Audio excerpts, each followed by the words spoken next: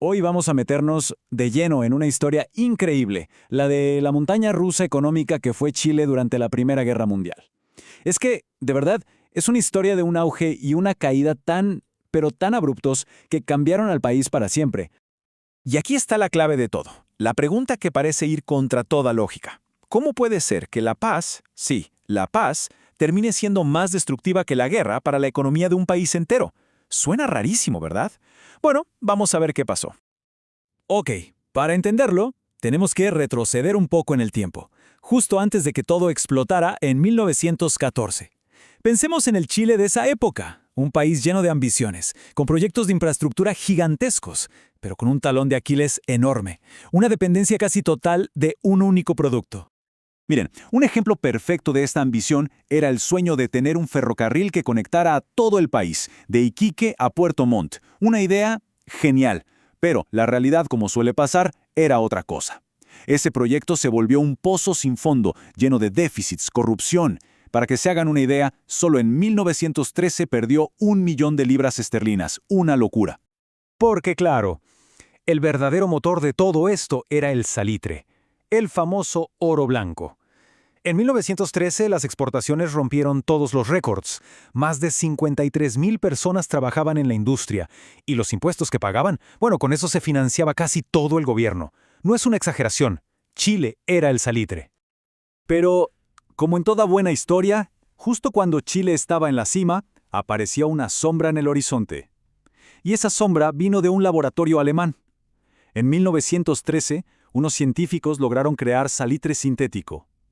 En ese momento, quizás no le dieron mucha importancia, lo vieron como algo lejano. Pero esa invención, sin que nadie lo supiera, acababa de ponerle fecha de vencimiento a toda una era. Y entonces estalló la guerra. Y para un país como Chile, que vivía de venderle al mundo, el golpe fue, miren, instantáneo. Fue catastrófico. Las cifras hablan por sí solas y son brutales. Imaginen esto. En apenas un año, las exportaciones se derrumbaron. La economía pasó de crecer un poquito a hundirse más de un 4%. ¿Por qué? Porque su principal cliente, Europa, de un día para otro cerró la tienda. Y claro, detrás de esos números fríos hay gente. Hay familias. Más de 9.000 trabajadores de la salitrera se quedaron en la calle así de golpe. Casi 100 oficinas cerraron. Esto ya no era solo una crisis económica, era una crisis social con todas sus letras. Pero aquí es donde la historia da un giro de 180 grados. Cuando todo, pero todo parecía perdido, la misma guerra que los hundió, de repente los rescató. Y no fue solo una recuperación. Chile pasó del desastre total a una prosperidad como nunca antes había visto. La pregunta es, ¿cómo? ¿Cómo pasó esto? Pues muy simple. De repente, los principales productos de Chile se convirtieron en el motor de la guerra para los aliados. El salitre dejó de ser solo para el campo, ahora era indispensable para fabricar pólvora, explosivos, y el cobre, bueno, sin cobre no hay balas ni armamento. Así que el mercado del salitre no es que se recuperara, es que se fue a la estratosfera. Entre 1916 y 1918, las exportaciones promediaron casi 3 millones de toneladas al año, o sea, pulverizaron todos los récords que existían. Y si lo del salitre fue una locura, lo del cobre, fue otro nivel. El precio se triplicó, pasó de 6 a más de 18 centavos la libra. Y fue este boom lo que permitió el nacimiento de minas gigantes como Chuquicamata, que básicamente son el origen de la gran minería del cobre chilena que conocemos hoy. Y todo ese dinero, toda esa demanda, se tradujo en un crecimiento económico que hoy nos parecería de ciencia ficción. Un 11% en un solo año, en 1916. Para que nos hagamos una idea, es uno de los crecimientos más altos de toda la historia del país. Chile estaba, literalmente, nadando en dinero. Y aquí, justo aquí, es donde volvemos a la pregunta del principio. Porque el fin de la guerra, que en todo el mundo se celebraba con fiestas en las calles, para Chile fue el inicio de la pesadilla. Fue la chispa que encendió la peor crisis económica de su historia hasta ese momento. La lógica fue tan simple como brutal. Se acabó la guerra, se acabó la necesidad de explosivos, se acabó la demanda. Así de fácil. Los mercados que habían hecho rico a Chile simplemente, desaparecieron. El tamaño del golpe fue Increíble, un 60%. Las exportaciones se desplomaron un 60% en un solo año. Todo el castillo de naipes se vino abajo y quedó clarísimo lo peligrosamente vulnerable que era la economía chilena. Y una vez más, la cara humana de la crisis. Esta vez fue incluso peor que al principio de la guerra. Más de 12.500 trabajadores del salitre a la calle. Esto provocó una migración masiva, un éxodo de gente sin trabajo desde el norte hacia el centro del país, buscando lo que fuera.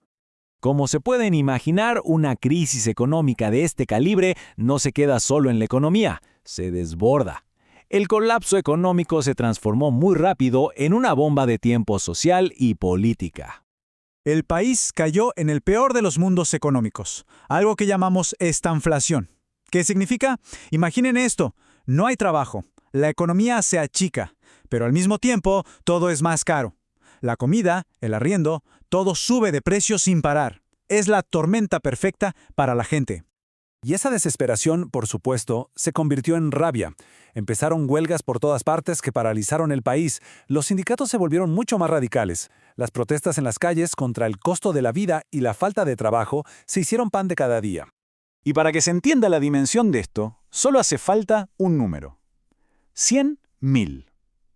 Se calcula que 100.000 personas marcharon en Santiago en agosto de 1919 para protestar.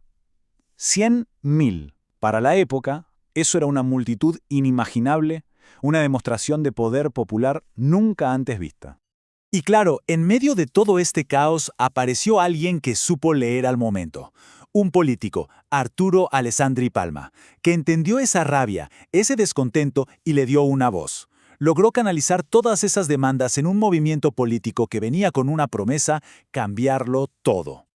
Al final, la Primera Guerra Mundial terminó forjando un nuevo Chile, uno donde el cobre con el tiempo le quitaría el trono al salitre.